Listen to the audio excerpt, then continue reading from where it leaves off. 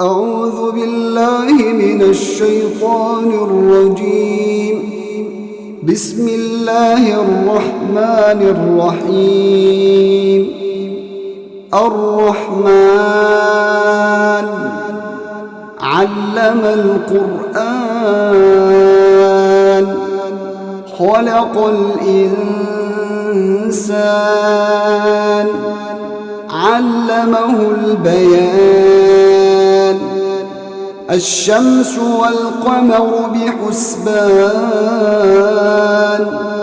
والنجم والشجر يسجدان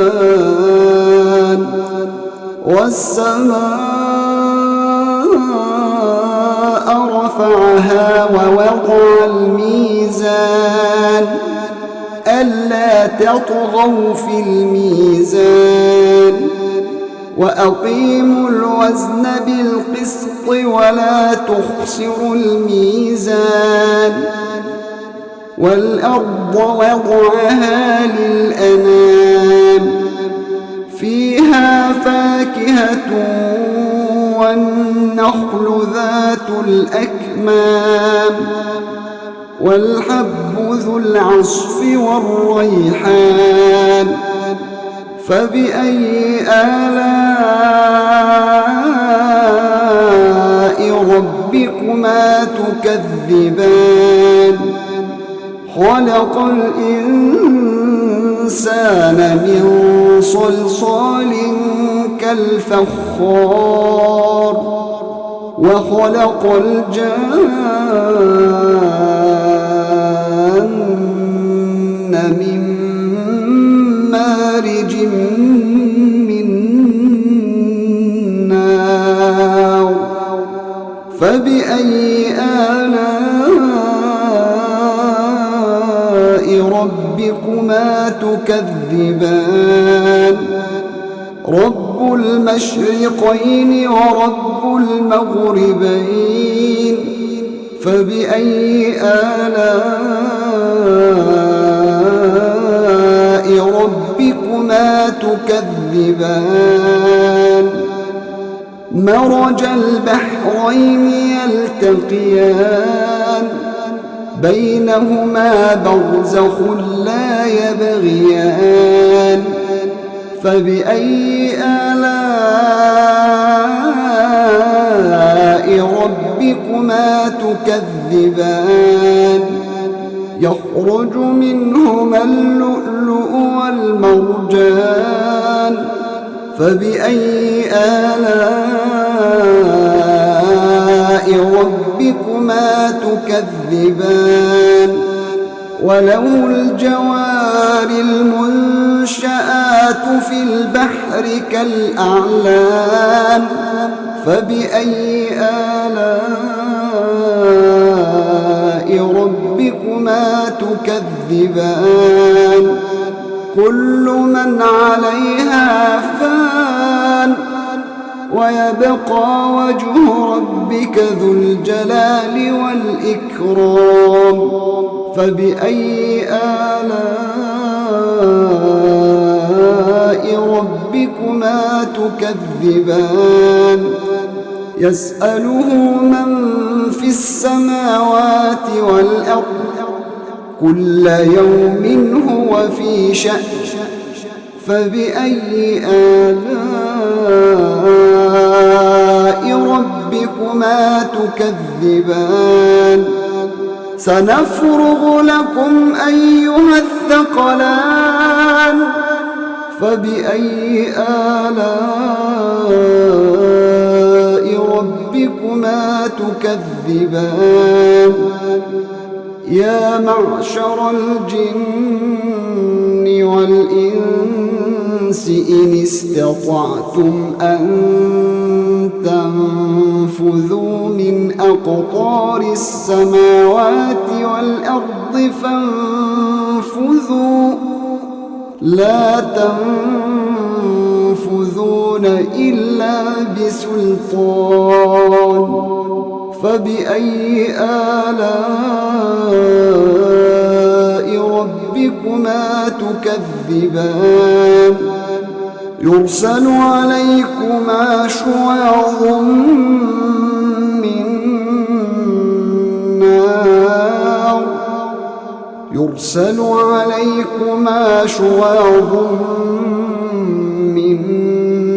نار ونحاس فلا تنتصران فبأي آلاء ربكما تكذبان فإذا انشقت السماء فكانت وردة كالدهان فبأي آلاء ربكما تكذبان فيومئذ لا يسأل عن ذنبه إنس ولا جان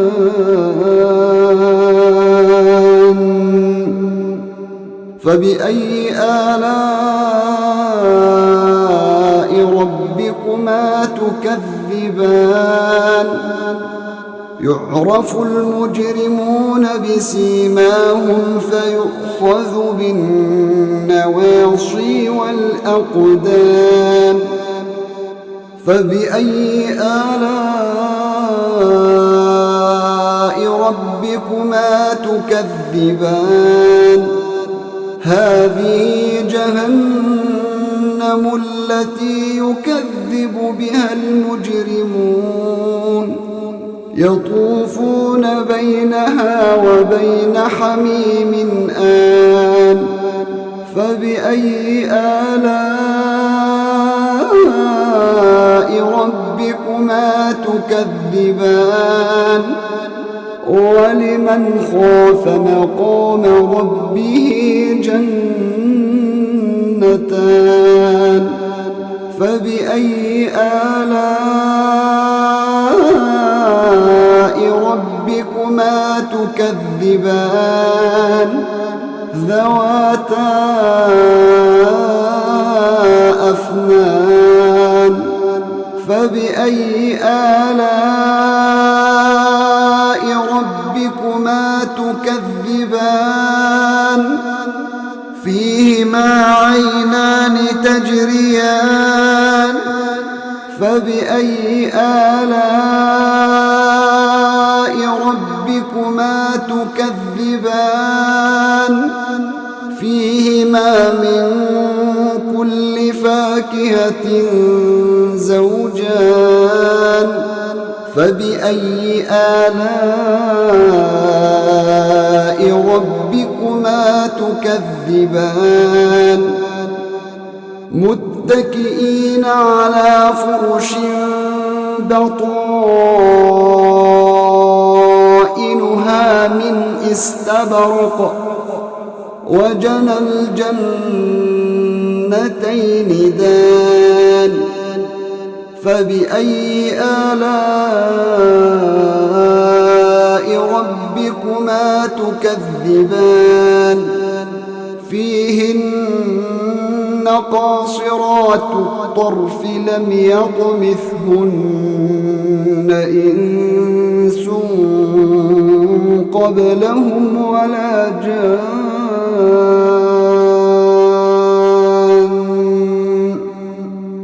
فبأي آلاء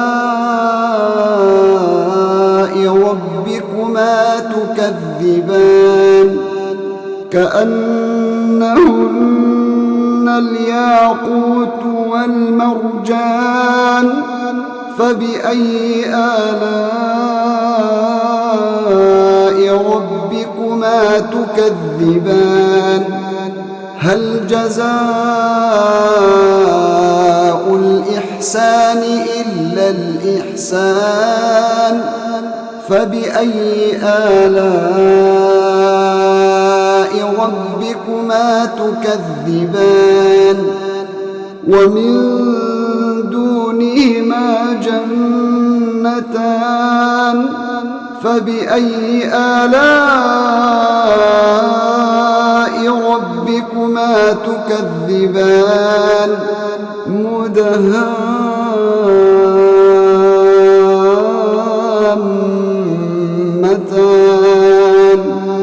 فبأي آلاء ربكما تكذبان فيهما عينان نضاختان فبأي آلاء ربكما تكذبان فيهما فاكهة ونخل ورمان فبأي آلاء ربكما تكذبان فيهن خيرات حسان فبأي آلاء ربكما تكذبان حور مقصورات في الخيام فبأي آلاء ربكما تكذبان لم يطمثهن إنس قبلهم ولا جان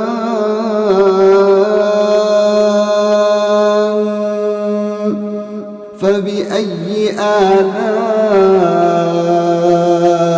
ربكما تكذبان متكئين على رفرف خضر وعبقري حسان فبأي آلاء ربكما تكذبان تبارك اسم ربك ذي الجلال والإكرام